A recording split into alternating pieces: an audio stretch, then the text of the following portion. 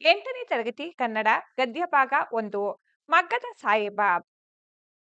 ಪ್ರಶ್ನೆ 27. ಶಂಕರಪ್ಪ ಅವರು ರಹೀಮನ ಬಳಿಗೆ ಸಂಧಾನಕ್ಕಾಗಿ ಬಂದ ಪ್ರಸಂಗವನ್ನು ತಿಳಿಸಿ. ಉತ್ತರ: ಕರೀಮನ ವಿನಂತಿಯಂತೆ ಶಂಕರಪ್ಪನವರು ರಹೀಮನ ಬಳಿ ಬಂದು ಸಂಧಾನಕ್ಕಾಗಿ ಬಹಳ ಹೊತ್ತು ಪ್ರಯತ್ನಿಸಿದರು. ಆದರೆ ರಹೀಮನು ಸಮಾಧಾನದಿಂದ ಕೇಳಿಸಿಕೊಳ್ಳದೆ ಸಿಡುಕಿನಿಂದ ಹುಸೇನ್ ಸಾಹೇಬರ ಕೀರ್ತಿಗೆ ಇವನು ಮಸಿ ಬಳಿದಿದ್ದಾನೆ. ನಿಮ್ಮ ಪಾಠದಿಂದಲೇ ಈ ಹಠಮಾರಿ ನಮ್ಮ ವಂಶದ ಕೀರ್ತಿಯನ್ನು ಮಣ್ಣುಪಾಲು ಮಾಡಿ ಹಣ ತಂದಿದ್ದಾನೆ. ಅದು ಕಳ್ಳತನದ ಹಣವೋ ಅಥವಾ ದರೋಡೆಯ ಹಣವೋ ಎಂದು ಕಿರುಚಾಡಿದನು. ಇದರಿಂದ ಶಂಕರಪ್ಪನವರು ಮುಖ ಬಾಡಿಸಿಕೊಂಡು ಮರಳಿದರು. ಮುಖ್ಯ ಪ್ರಶ್ನೆ 5. ಕೆಳಗಿನ ಕವಿ ಅಥವಾ ಸಾಹಿತಿಗಳ ಜನ್ಮಸ್ಥಳ, ಕಾಲ ಮತ್ತು ಬಿರುದು ಅಥವಾ ಪ್ರಶಸ್ತಿಗಳನ್ನು ಕುರಿತು ವಾಕ್ಯ ರೂಪದಲ್ಲಿ ಬರೆಯಿರಿ. ಕೃತಿಕಾರರ ಪರಿಚಯ. ಬಾಗಲೋಡಿ ದೇವರಾಯ. ಜನ್ಮ ಮತ್ತು ಸ್ಥಳ. ಬಾಗಲೋಡಿ ದೇವರಾಯರವರು 1927ರಲ್ಲಿ ದಕ್ಷಿಣ ಕನ್ನಡ ಜಿಲ್ಲೆಯ ಬಾಗಲೋಡಿ ಎಂಬಲ್ಲಿ ಜನಿಸಿದರು. ಕೃತಿಗಳು. ಶ್ರೀಯುತರು ಕನ್ನಡ ಸಾಹಿತ್ಯ ಲೋಕಕ್ಕೆ ಉತ್ತಮ ಕೃತಿಗಳನ್ನು ನೀಡಿದ್ದಾರೆ.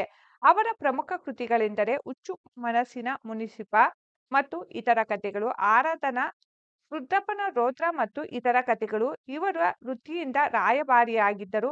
ಸಾಹಿತ್ಯದ ಮೇಲೆ ಅಪಾರ ಒಲವು ಹೊಂದಿದ್ದರು. ಇವರ ಮಗ್ಗದ ಸಾಹೇಬ ಕಥೆಯು ಸಾಮಾಜಿಕ ಸಾಮರಸ್ಯ ಮತ್ತು ವೃತ್ತಿ ಗೌರವವನ್ನು ಸಾರುವ ಅತ್ಯುತ್ತಮ ಕಥೆಗಳಲ್ಲಿ ಒಂದಾಗಿದೆ.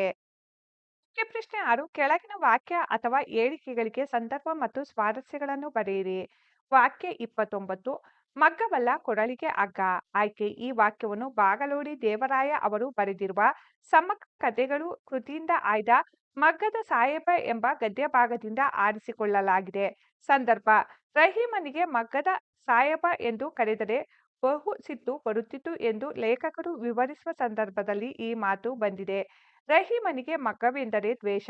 ಯಾರಾದರೂ ಅವನನ್ನು ಮಗ್ಗದ ಸಾಹೇಬ ಎಂದು ಕರೆದರೆ ಅವನು ಕೋಪದಿಂದ ಅನಿಷ್ಟ ಮಗ್ಗದ ಹೆಸರೆತ್ತಬೇಡಿ, ಮಗ್ಗವಲ್ಲ ಕೊಡಲಿಗೆ ಹಗ್ಗ ಎಂದು ರೋಷದಿಂದ ಹೇಳುತ್ತಿದ್ದನು. ಸ್ವಾರಸ್ಯ: ಬ್ರಿಟಿಷರ ಹಗ್ಗದ ವಿಲಾಯಿತಿ ಮಿಲ್ಲಿನ ಬಟ್ಟೆಗಳಿಂದಾಗಿ ದೇಶಿ ಕೈಮಗ್ಗದ ಬಟ್ಟೆಗಳು ಬೆಲೆ ಕಳೆದುಕೊಂಡು ನೇಕಾರರ ಬದುಕು ದುಸ್ತರವಾದ್ದರಿಂದ ರಹೀಮನು ಮಗ್ಗದ ಬಗ್ಗೆ ಹೊಂದಿದ್ದ ತೀವ್ರ ಅಸಮಾಧಾನ ಮತ್ತು ಆಕ್ರೋಶ ಇಲ್ಲಿ ಸ್ವಾರಸ್ಯವಾಗಿ ವ್ಯಕ್ತವಾಗಿದೆ.